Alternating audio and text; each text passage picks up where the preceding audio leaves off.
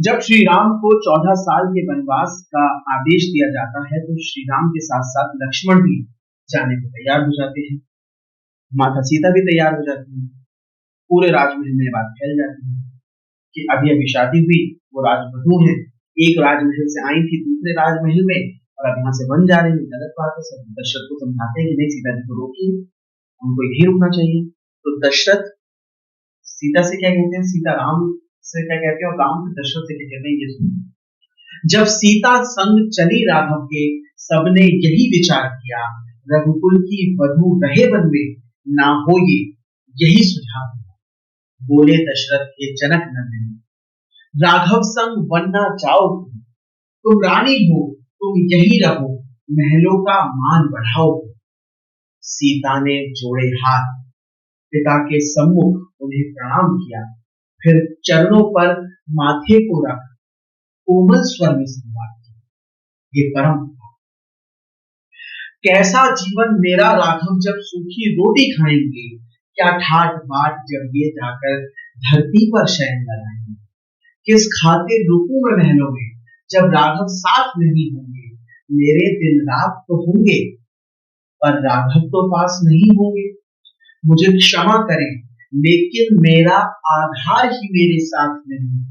जीवन से बेहतर मृत्यु है जब स्वामी मेरे पास नहीं। ये सुनकर दशरथ रोने लगते हैं और वो राम के सम्मुख जाकर कहते हैं कि हे राम मैं गुनहगार हूं, हे राम मैं गुनहगार हूं, माफ कभी ना करना तुम इस पापी पिता के चरणों में, अब ध्यान कभी ना करना तुम। मेरी मृत्यु आए जब भी तुम मेरे द्वार नहीं आना, ये सजा मेरी है रघुनंदन, तुमसे तर्पण फल ना पाना। फिर क्या होता है, फिर हुआ अचानक सन्नाटा। श्री राम पिता के सम्मुख थे।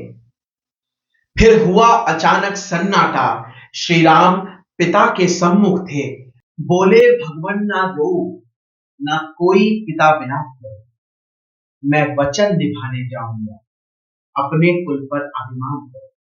श्री राम दशरथ से कहते हैं कि बोले भगवान ना रो, बोले भगवान ना रो, ना कोई पिता विलाप करो, मैं वचन निभाने जाऊंगा, अपने कुल पर अभिमान करो। ये राजमहल का मोह कभी वचनों को तोड़ नहीं सकता। मैं राम तुम्हारा पुत्र कभी तुमको यूं छोड़ नहीं सकता। रघुकुल के वंशज हैं। अब श्री राम कितनी अच्छी बात करते हैं। वो वचन श्री राम का नहीं था, वो दशरथ जी का वचन था जो उन्होंने कैकेयी को दिया था, जो पूरा दशरथ जी को करना था, लेकिन करना किसे पड़ा? तो श्री राम कहते हैं कि रघुकुल के वंशज हैं हम, कैसे हम पीछे हट जाएं, चाहे हो वचन पिता का ही, ना पूर्ण करे तो मर जाए। बचपन से बात यही हमको सब लोगों ने है सिखलाई, रघुकुल की रीत यही है, चाहे प्राण जाए और वचन न।